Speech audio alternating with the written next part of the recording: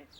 You're looking at the old Three Bridges Recreation Ground, well known for the Good Friday Sports Day for as long as I can remember.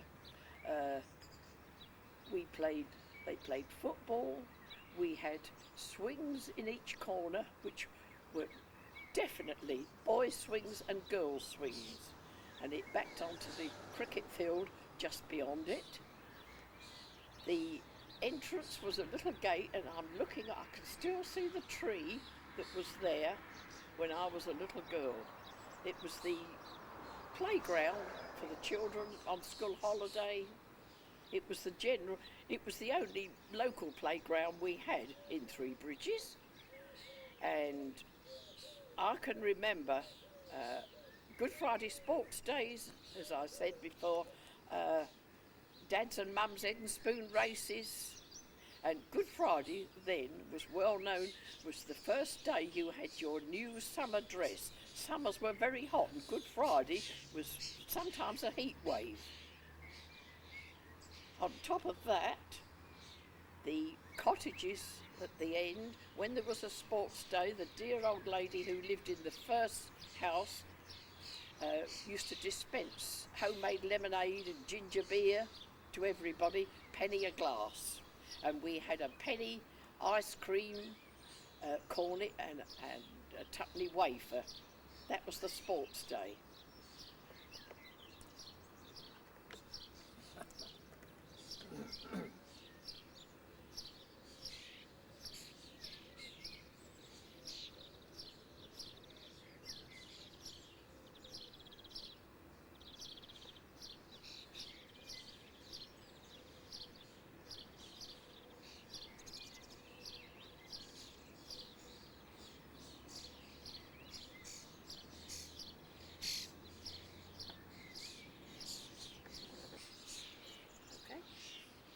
The other side of the hedge here, which is now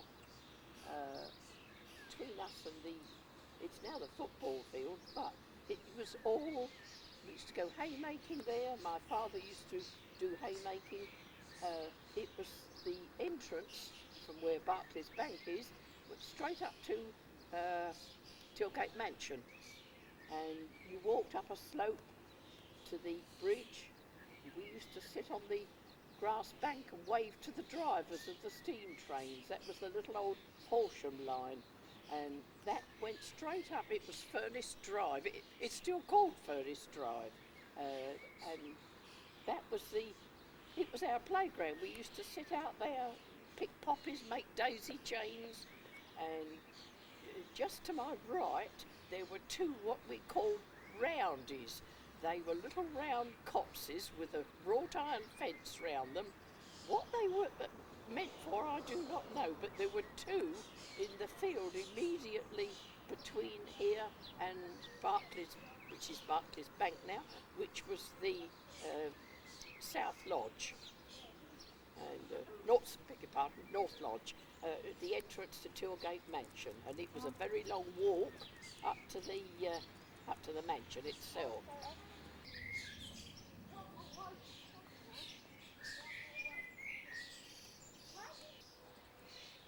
The second house behind me here. Not yet. That's fine. Oh, sorry. Yeah. Yeah. The second house behind me here in Overton Villas was occupied by the Kent family, and in those days we had no doctor, none of the usual amenities that we expect now, and once a week one of the Crawley doctors, either Dr. Matthews, Sidney or Ronald or Dr. Burns, would come over and we'd have a doctor's surgery one morning a week. And also, once a month, it was used by the registrar. Though it was a bit of bad luck. If somebody in the family died the day after he'd been, he didn't come for another month. So you used to have to go to East Grinstead or Horsham, preferably East Grinstead because we were in East Sussex then. And you registered births, deaths and marriages at Mr. Kent's. That was the only amenities we enjoyed in those days.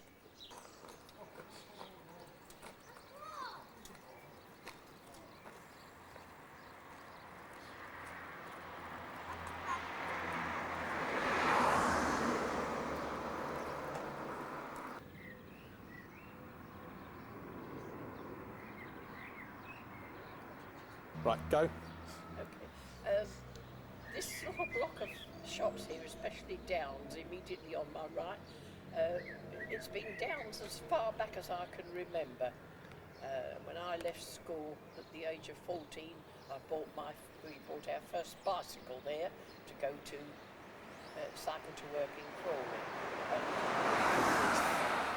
Where this new piece is was a dear little shop. It was Tullett's at the back, which is still their garage and yard for Downs. It was Mr. Tullett the coalman, and he was a well-known village personality. His wife had a little shop, and she was a real gorgon. Children were all frightened of her. She used to sell aniseed bowls, acid drops, and that was our little sweet shop. And Mr. Tullett was the local coalman, and he had 2 horses, 1 cart, and he delivered the coal, and sometimes the horse would come back with the cart, and Mr. Tullett would be, it found its own way, Mr. Tullett would be flat out in the empty cart, like drunk. And we always knew when the horse found his own way back, and it was one of those places where, apart from Miss Harvey, that was our little contact. All the children went there, and I can remember going to Downs when we had our first radio with a high tension battery and an accumulator, and my job was to go down twice a week and have the accumulator charged, for which we used to pay 6pence. Otherwise you never had a radio.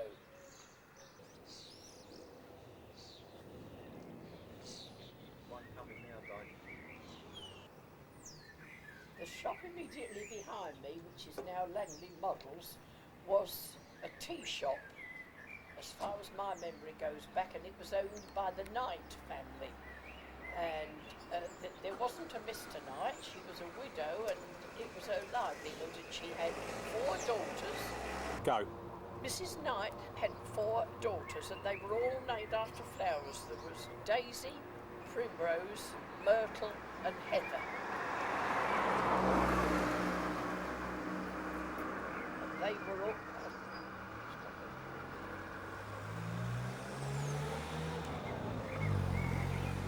And it was the little, really dainty village tea rooms. You had bone china, and you had little tables with cloths on them, and it was the only little tea shop in the village, and that was really after that, Mrs. Knight died. The girls never took it over, and it was a Mr. Drury, the village, the corner shop, in other words, and he was there for many years. Then he died, and it was taken over by Mr. Gray, and for years it was Gray's Stores. Everybody knew it. He was a real gentleman, called you Ma'am, and I can see him now slicing his ham with a carving knife, beautiful ham on the bone. That was a lovely little shop. When he died, somebody else took it over. This was the beginning of the demise of the corner shop. He couldn't make a living. He turned it into a mini supermarket, and like all the rest, it closed. But it's now a model shop. I could look on the old postcards. He did shoe repairs. He lived behind me. Well, there's not much one can say about that. Mr. Hollingdale's shoe shop. It was an institution. It was a little, up to the time when he died, it was a real little Aladdin's cave.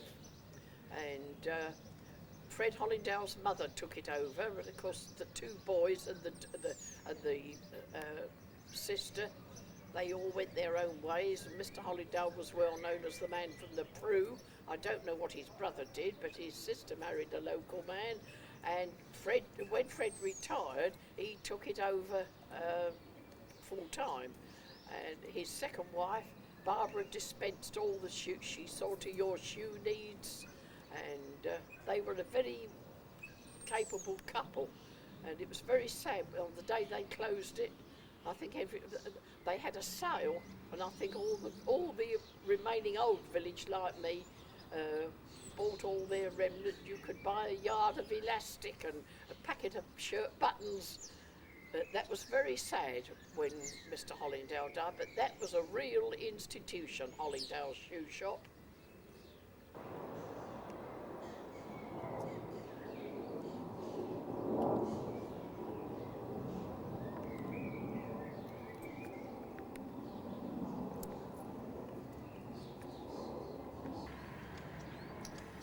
On my left, which is now the furniture shop, reproduction furniture, when I was very, very small, before I ever went to school, at the age of 3 onwards, this was Setford's, a family wet fish shop and fried fish shop.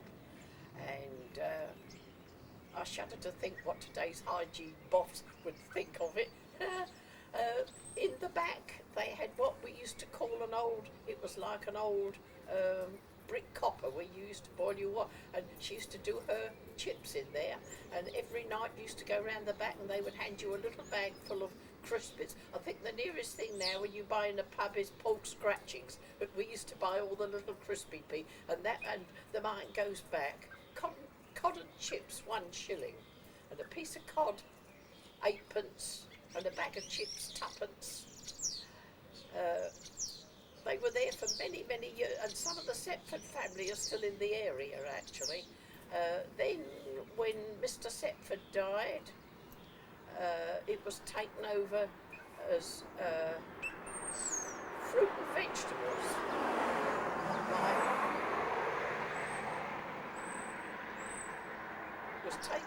by the Simmons family, and it was fruit and vegetables.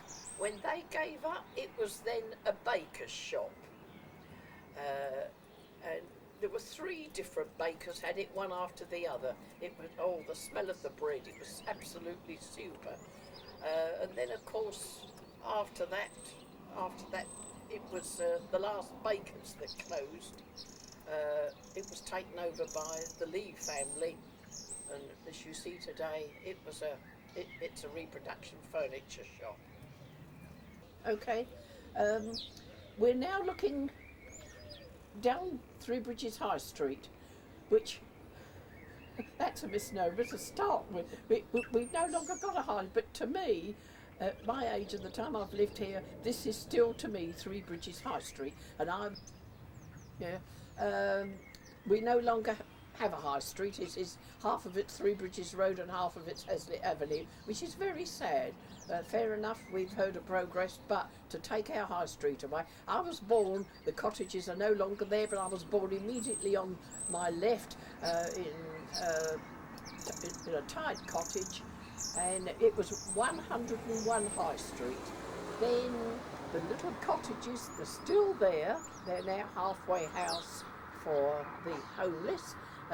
They still remain. Next to that was the old Plough Inn. It still stands, very greatly refurbished and modernised. And next to that were some little cottages, sadly gone now. Next to that was Wassand Lodge, which they've now, it's called Wassand Close, and it's our block of warden-controlled flats and our Bridge Medical Centre. Next to that was the now well-known to local historians Snelling's the Butchers. Next to that was Miss Harvey's, our second little sweet shop. And next to that was the Locomotive Inn, which was named so. It is now. It's now got a modern name. They had a competition to award a prize for a new name for it. It was called the Locomotive because of the railway men. Immediately opposite, beyond the football field, was the goods yard. Immediately on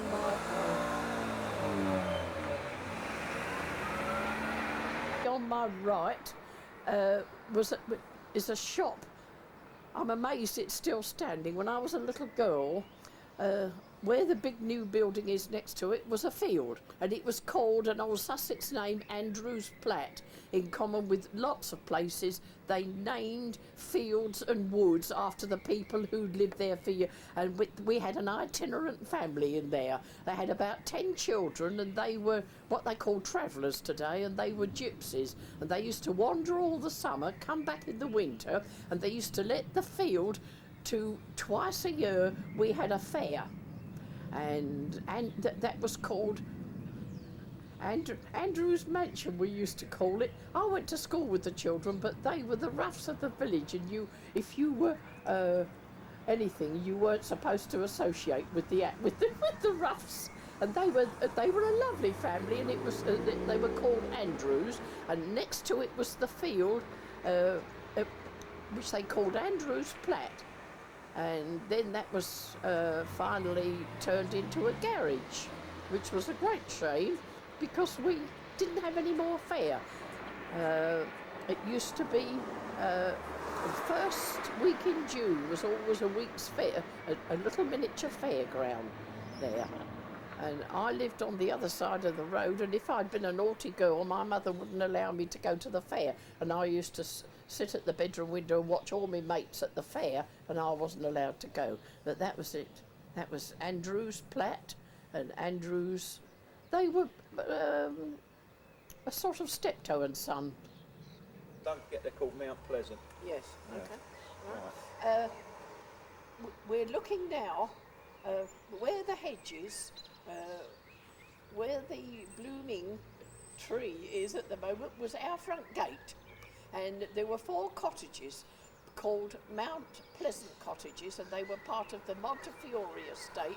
And my father, at that when I was very small, worked for Sir Francis Montefiore, and it was common in those days. We were employees of the Montefiore family, and it was a tied cottage.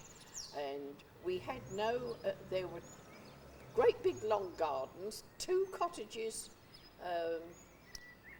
101 and 103 had gardens, long gardens at the back, and the 99 and the other one in between, 99, 100, 103, 105, the 2 other ones had their gardens in the front, and the gate was immediately in front of me there.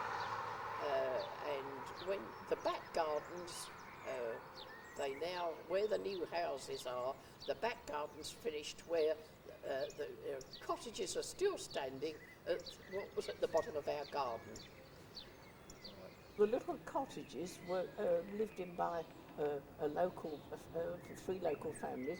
They were fairly new. They're not part of the very, very old Three Bridges. There was a Mrs. Mapston, and some of the Setford family from the fish shop lived in the middle one, and the M1 was the Knight family.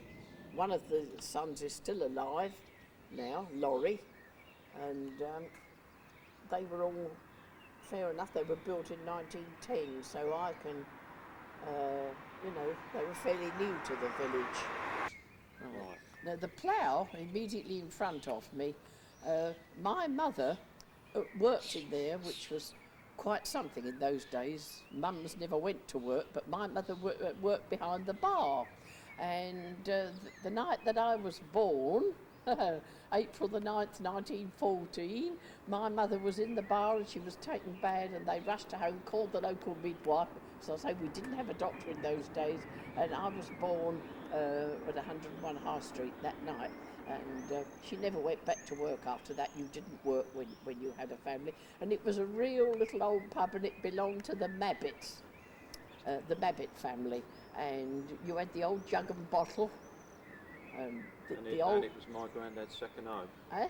Yeah, it was. It was my father-in-law and my father, Albert Percy Botting.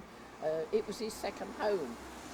And, he used to go in there before he even came in for his dinner. When he came home from work on the railway, it was his second home. And the little bar on the left was real spit and polish. You had a spittoon, sawdust on the floor, and it was and the little parlour was the one on the far end.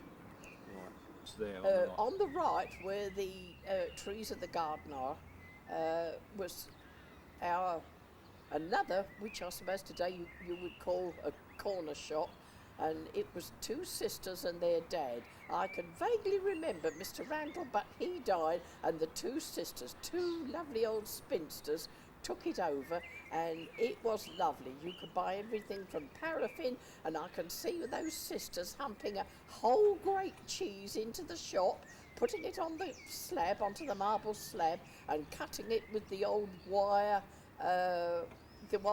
cutter. And oh, we used to go in there, we used to get a hunk of strong cheese and a spring onion, and my dad and I, a Spanish onion, and my dad and I would sit and eat that for supper. But it was a beautiful shop. They sold everything. Four cottages, yeah. Right, you taping, right. Yeah.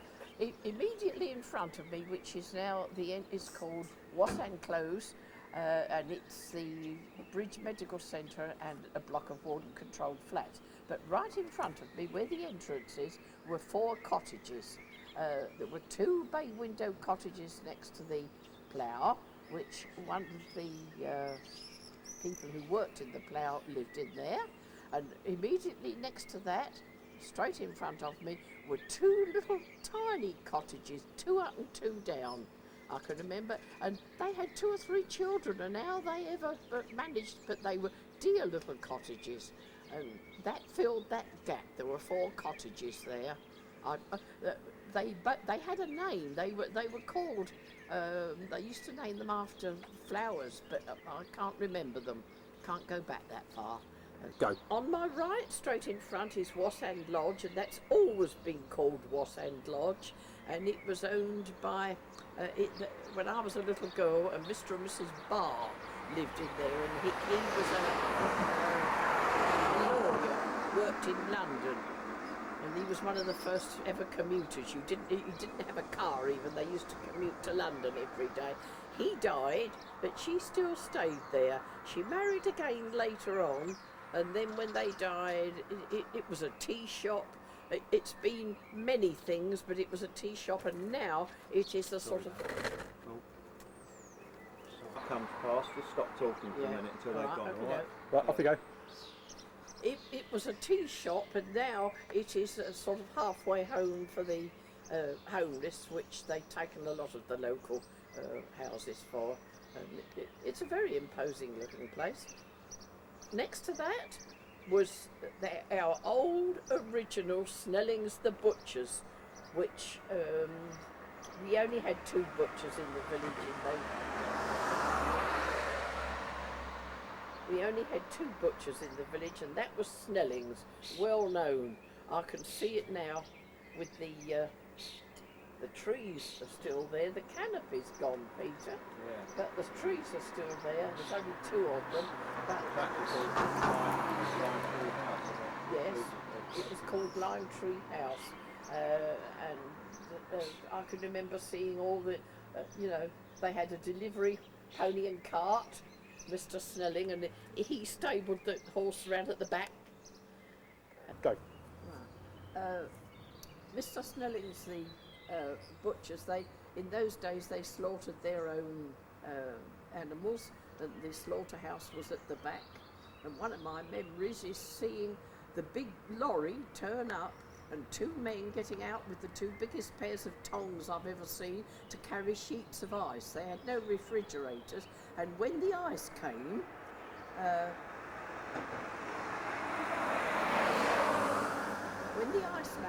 that was a signal. Immediately in front of me was the Harvest Sweet Shop, belonged to the family.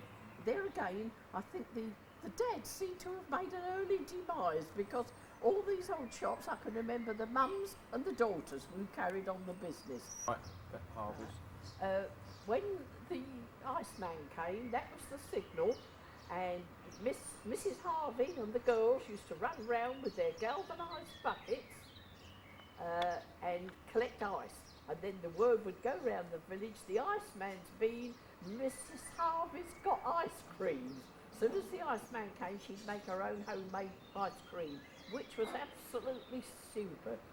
And you had a halfpenny cornet, penny cornet, and a tuppenny wafer in those days, and it was a beautiful little shop. They had no electricity right up to when they gave it up.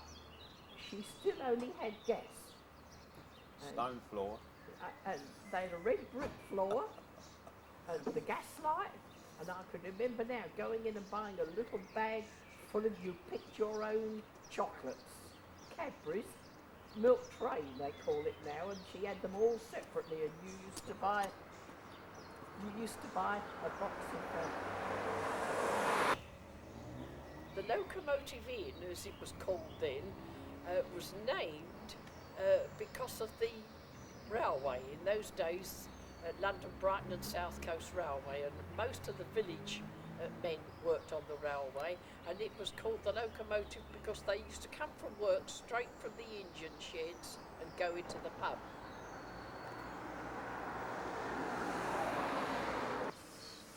When the men came home from work, they crossed over. Where I'm sitting was just fields, and they crossed straight over from the engine sheds to the pub, and I can see them now. They used to have old crystal tables and forms outside, and the men would go and get their pint of beer, and they'd sit and play dominoes.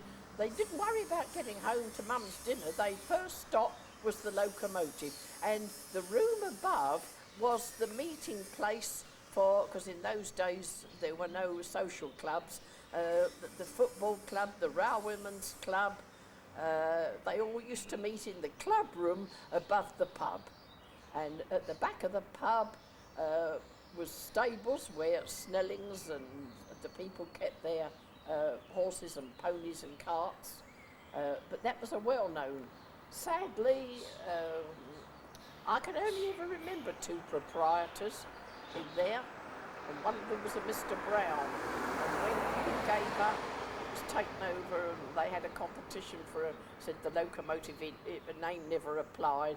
They had a competition, and funnily enough, I went in for it with a local name, but no, they chose the Moonraker, which is what it's called now, and like all their local pubs, all modernised. Right. Next to the Locomotive, there are three. I'm absolutely amazed that they're still there, and when I look at them, there are three dear little cottages, and there were local families lived in them, Elliots, Mugridges and Smiths, and they had huge great families, and they only had 2 up and 2 down, and the old thing, the loo at the bottom of the garden, etc., but they've obviously all been modernised, but they still stand, they still look the same. Was the next one, was that where Jim Laker's father lived, Park House? Yes. Was that Park House? The cottage in front of me, minus the extension, was occupied by an old Three Bridges and Worth family, the Lakers. And what is in my memory, as I sit here, on the left, there's a great big bay tree. It's incorporated in the hedge. And there's a little girl, when I think that I paid nearly £10 for a small bay tree in a pot last year, that bay tree, my mother used to send me down every day, or every other day, we'd go down to Lakers. Pick it up, all right, the sound. No, it's not coming. My best memory is of the bay tree, which is on the left-hand side now incorporated in the hedge, and my mother used to say, go down to Lakers and pick me a couple of bay leaves. And even in those days, that we look upon today as a herb nation, but the old country folk did use them, and that was the only bay tree was actually in the village, and it's still there, and it's a variegated bay tree. I'd love to have a cutting of it, but that's where we used to come down always and pick, and my family were amazed when I say we used to pick leaves off that tree to put in custard and rice puddings and savouries. That was it.